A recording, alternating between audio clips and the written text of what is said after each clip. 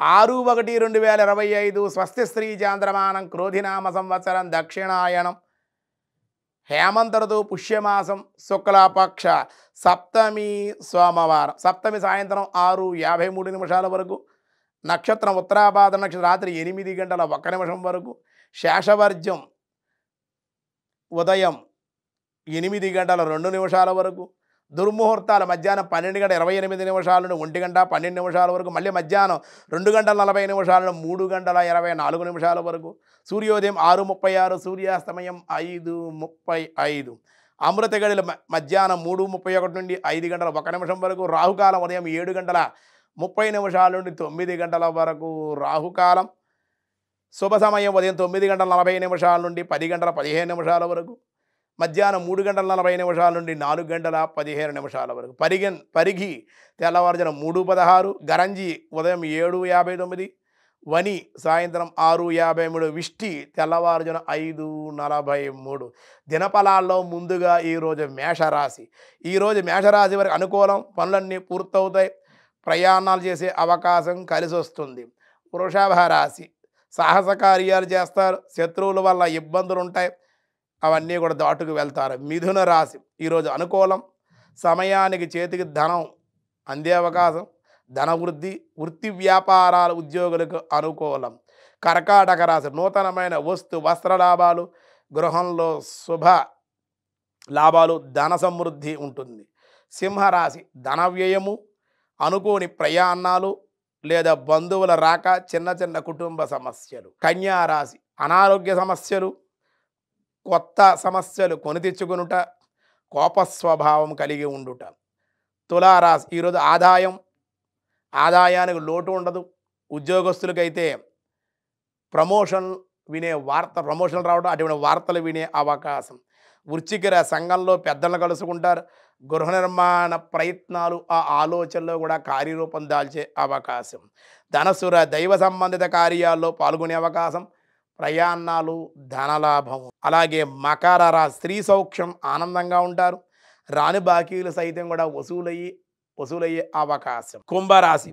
కొన్ని సమస్యల పరిష్కారం దొరకడం దానివల్ల ఆనందంగా కొన్ని మార్పులు ఉంటాయి కానీ స్వల్పంగా అనారోగ్య సమస్యల వల్ల ఇబ్బంది పడే అవకాశం మీనరాశి ఆప్తబంధు మరణ వార్తలు వినుట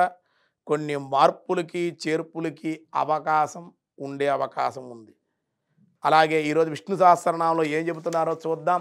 వ్యాసాయ విష్ణు రూపాయ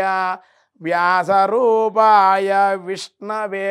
ఔషధః ఓం ఔషధాయ నమః భయంకరమగు జనన మరణాది జరావ్యాధి పూరితములగు సంసార మహావ్యాధిని పోగొట్టేటువంటి వాడు కనుక భగవానుడికి ఔషధాయ నమః అంటే ధన్వంతరి స్వరూపం అన్నమాట ఆయన శారీరక మానసిక వ్యాధులు పోగొట్టే దానిని తులసీదాసు తన రామచరిత్ర మానసలో ఆయన ఏ విధంగా రాశారంటే ఈ విధంగా వ్యక్తం చేశారు ఔషధ స్వరూపుడు అన్నాడు ఆయన స్వయంగానే కుష్టి వ్యాధి కలిగినటువంటి రామమంత్రంతో పోగొట్టేవాడు అటువంటి వ్యాధి కలిగినటువంటి తన దగ్గరికి వస్తే అలాగే గాంధీ గారు హరే రామ హరే కృష్ణ అనే హరే రామ అనేవారు ఆ స్మరణ ద్వారా వ్యాధులు పోగొట్టుకునేవారని చెప్తూ ఉంటారు అలాగే శారీరకంగా ఉన్న రుగ్మతలు తొలగడం కోసం అలాగే మానసికంగా రుగ్మతలు తొలగడం కోసం భగవన్ నామస్మరణ చింతన కీర్తన జప దానాదుల వలన సకల వ్యాధులు నివారణమవుతాయి అని ఆధ్యాత్మికంగా కూడా చెప్పారు శాస్త్రవేత్తలు కూడా పరిశోధన చేసేది నిజము అని నిరూపించారు మన దేశంలో అయితే ఇతర దేశాలు వాళ్ళు మన దేశం వాళ్ళు నమ్మరుగా కొంతమంది హేతువాదంలో ఉంటారు ఇతర దేశాలు వాళ్ళ పరిశోధన తెలుసుకున్నారు ఈ భగవన్నామం చేయడం వల్ల ఈ పాటలు పాడటం వల్ల పాటలు పాడుతూ నృత్యం చేయడం వల్ల భరతనాట్యం ఎందుకు చేస్తున్నారు ఎందుకు నృత్యం చేస్తున్నారు ఎందుకు పాటలో ఉండే సంగీతంలో ఉండే వైబ్రేషన్స్ శక్తి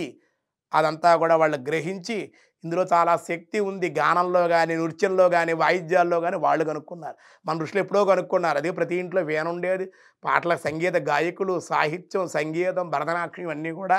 ఉన్నాయి అప్పుడు దీనివల్ల మానసిక ఆనందం ఆంతరంగిక ఆనందం భగవంతుని నవవిధ భక్తి మార్గాలు నృత్యం దర్శనం ఇవన్నీ ఉన్నాయి కదా గీతం గానం ఇవన్నీ ఉన్నాయి కాబట్టి దాని ద్వారా తరించాలి కనుక విష్ణు సహస్రనామ పారాయణ ద్వారా ధ్యానాదుల ద్వారా కూడా